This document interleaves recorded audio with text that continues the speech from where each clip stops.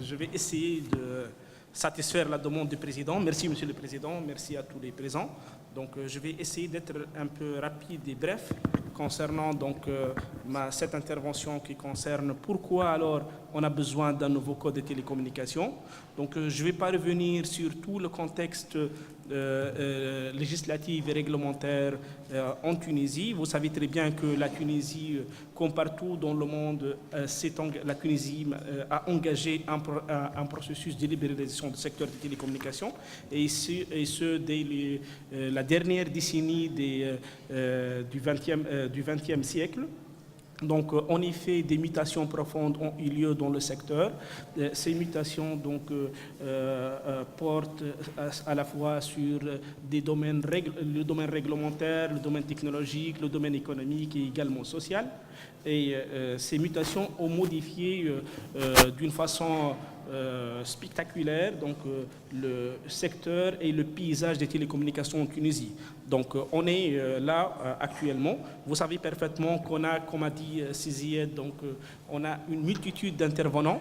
Donc on a ce qui est important, c'est qu'on a au moins la séparation des fonctions entre trois parties, trois entités essentielles, à savoir le ministère chargé des télécommunications qui assure la mise en place de la stratégie et de la politique en matière des télécommunications.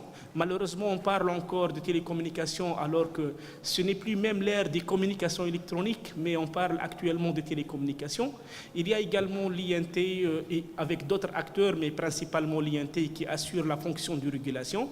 Donc, vous savez parfaitement que l'INT existe depuis 2001, depuis le Code de télécommunications, mais ses fonctions et ses prérogatives ont été révisées à maintes reprises, particulièrement en 2002. C'est une étape aussi importante, là où l'INT a eu plus d'autonomie et de la personnalité morale, l'autonomie financière et administrative et tout cela.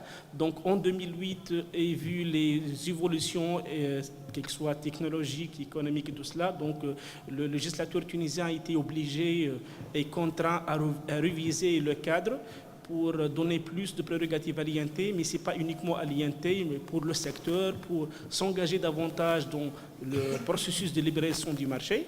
Et enfin, il a introduit la notion à côté de l'interconnexion, il a introduit la notion d'accès, c'est une notion aussi importante. Donc en 2013, la dernière modification qui a eu lieu, c'était en 2013. Bien évidemment, il a amélioré et ajouté d'autres compétences et d'autres prérogatives à l'INT, mais également il a introduit, dans le même esprit, il a introduit d'autres notions telles que le VNO, l'opérateur virtuel, les FSI, le cadre législatif et réglementaire qui concerne les FSI et tout cela. Donc on voit que le législateur évolue les textes en fonction de l'évolution technologique et économique et de l'écosystème d'une façon générale. Mais comme a dit Cézied, malheureusement, je pense, c'est un avis personnel, que les textes actuels ne peuvent pas assurer cette évolution vertigineuse dans le domaine des télécommunications, dans le marché des télécommunications.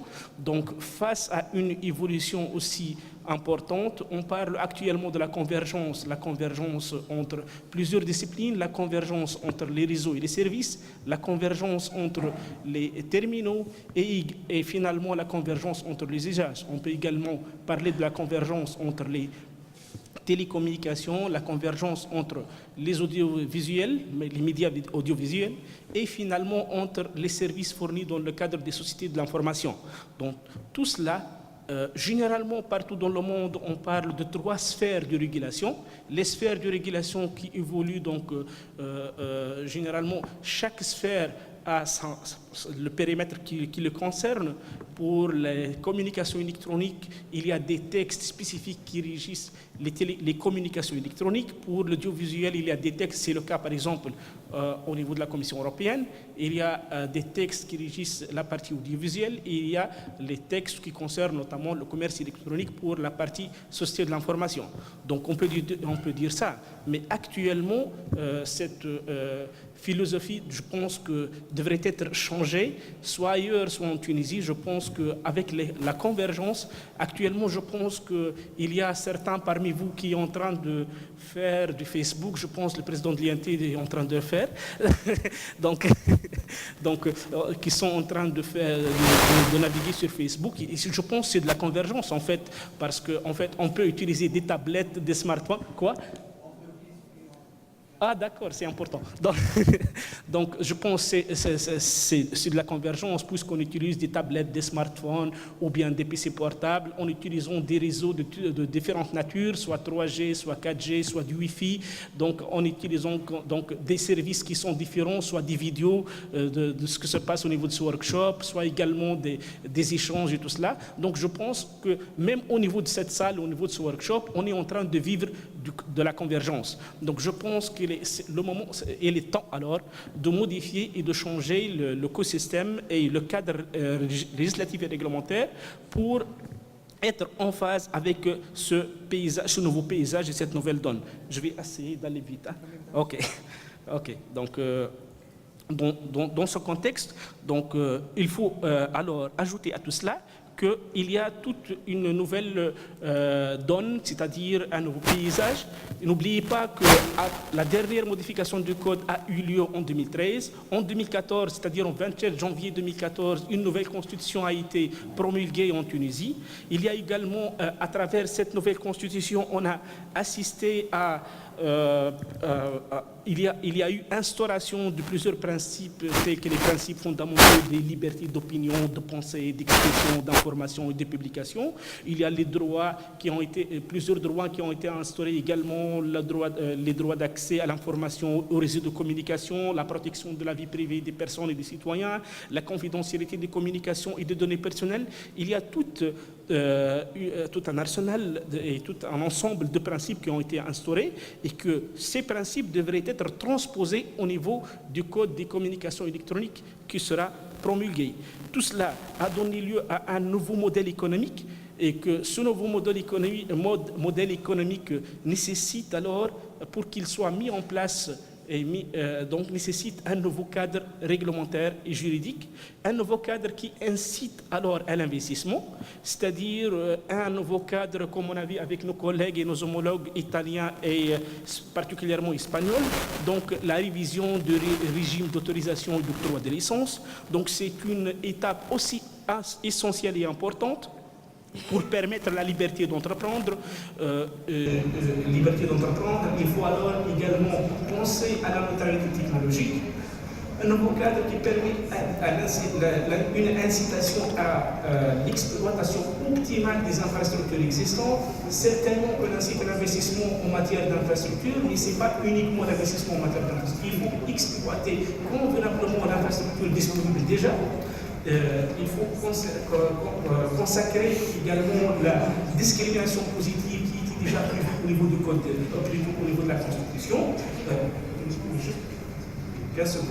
Donc garantir l'inclusion sociale et réduire la fracture numérique à travers le service universel et tout cela. Donc il faut prévoir un passage d'un régime et d'une régulation qui a permis au début donc l'ouverture du marché à la concurrence à un dispositif qui vise à consolider, à développer cette concurrence.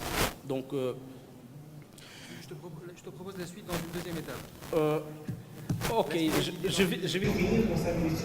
Sinon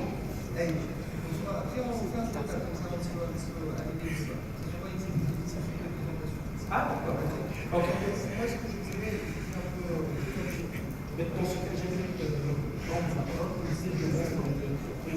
enchaîner pour dire que ce qui est important au niveau du nouveau cadre, vous pouvez utiliser directement ça.